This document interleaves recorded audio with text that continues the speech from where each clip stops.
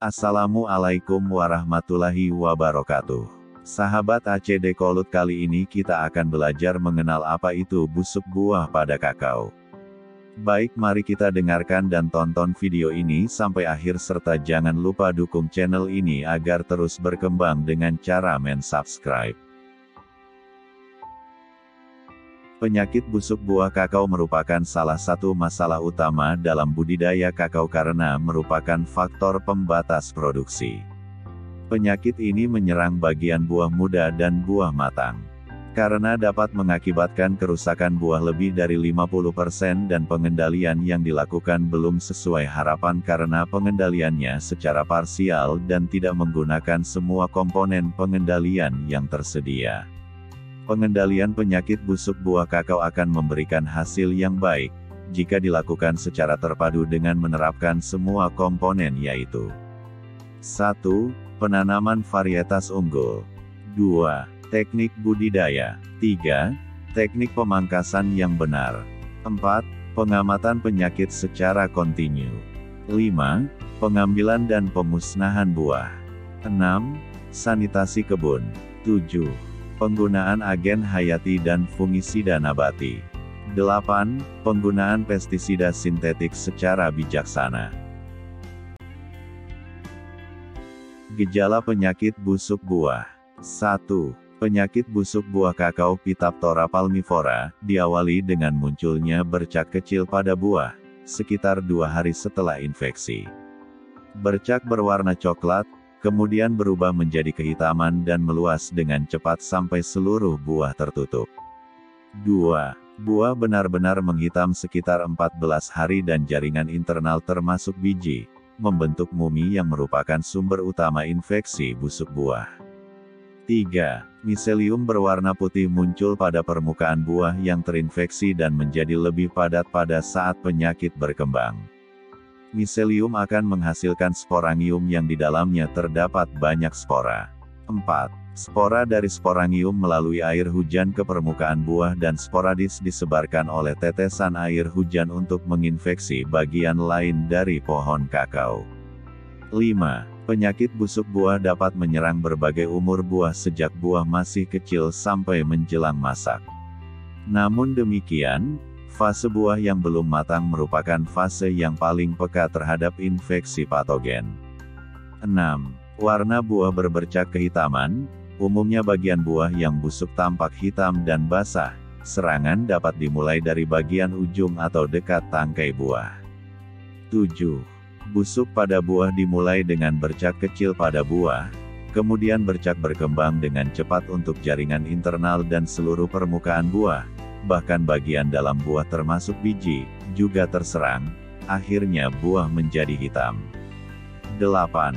Buah yang terinfeksi akan menjadi busuk total dalam waktu 2 minggu, tergantung ukuran buah pada saat terinfeksi. 9. Patogen menyerang jaringan buah internal dan menyebabkan biji kakao berkerut dan berubah warna, buah-buah yang sakit akhirnya menjadi hitam dan menjadi mumi. Ekologi penyakit busuk buah. 1. Semua tahap perkembangan buah, rentan terhadap penyakit ini dan infeksi dapat terjadi pada setiap bagian dari buah. Dalam kondisi lembab dan hujan, satu buah yang terinfeksi mungkin dapat menghasilkan hingga 4 juta spora. Air diperlukan oleh jamur untuk menyebarkan penyakit dari sumber infeksi yang dapat berupa buah, kanker batang, tanah dan akar. 2. Kondisi kelembapan tinggi penyebaran dan perkembangan penyakit sangat cepat. 3. Penyakit busuk buah dapat bertahan dalam buah yang busuk dan telah menjadi mumi, kanker dan pada buah yang terinfeksi serta pada seresah-seresah lainnya kurang dari 10 bulan tergantung penutup tanah. 4. Penularan penyakit oleh air hujan maupun tiupan angin dan bantuan binatang, serangga yang baik maupun yang terbang, semut, alat, tupai, dan siput, kelelawar, serta penggunaan alat pertanian dan media tanah yang telah terinfeksi. Penyakit dapat bertahan di dalam tanah dengan membentuk klamidospora. Kerugian akibat penyakit busuk buah. 1. Mengakibatkan kerugian lebih dari 50% jika infeksi patogen terjadi pada buah muda yang umurnya sekitar 2 bulan sebelum matang. 2. Menyebabkan kanker batang. 3. Menyebabkan hawar daun pada tanaman dewasa. 4. Menyebabkan hawar daun pada bibit. Pengendalian secara terpadu. 1. Secara kultur teknis. Pengaturan pohon pelindung dan pemangkasan tanaman kakao agar terjadi keseimbangan cahaya dan suhu udara di dalam kebun. Memetik semua buah busuk, mengumpulkan dan membenamkannya di dalam tanah dengan luas sesuai kebutuhan per volume buah yang terkumpul dan ditaburi Trichoderma sp. Kemudian ditutup dengan tanah setebal 30 cm. Bila ingin dimanfaatkan sebagai pupuk organik dapat ditaburi dengan EM4 atau pupuk kandang. 2. Sebagai tindakan preventif dapat menyemprotkan jamur Trichoderma sp. per pohon dengan dosis 200 gram per liter air. 3. Penggunaan bibit unggul contoh, IKRI 03, IKRI 04, MCC 02. 4. Secara kimiawi, melindungi buah sehat dengan aplikasi fungisida berbahan aktif tembaga dengan dosis 2 gram per pohon dengan aplikasi 1-2 minggu sekali.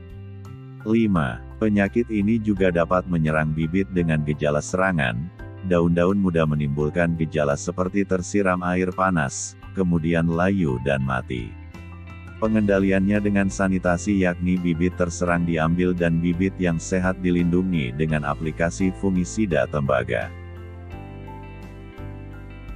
Pengelolaan bahan tanam kakao bebas penyakit busuk buah. 1. Pemeriksaan lapangan harus dimulai pada awal musim hujan.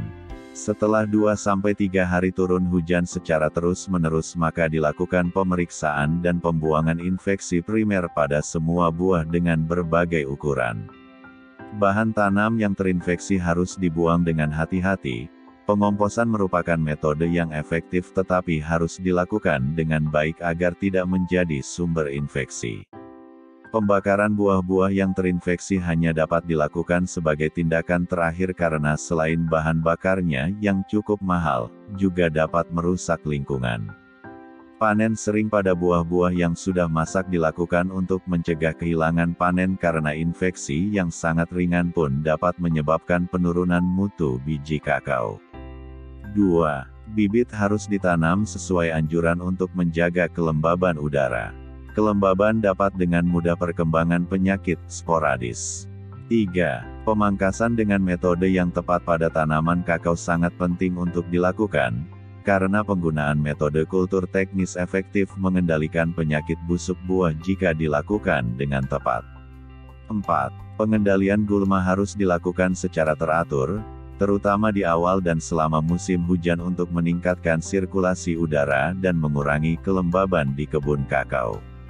Penghapusan jalan semut yang terbuat dari tanah yang menempel pada buah kakao dapat menjadi 2 sumber infeksi yaitu, spora yang terbawa dari tanah yang terinfeksi dan terbawa oleh semut itu sendiri. Saat membuka lahan kakao baru, berusaha untuk menghindari daerah-daerah yang diketahui terdapat sumber inokulum penyakit busuk buah pada tanah. 5. Mulsa juga dapat mengurangi inokulum dari tanah ke buah yang menempel pada batang yang dekat tanah. Terima kasih, semoga bermanfaat dan hasil kakaonya semakin banyak.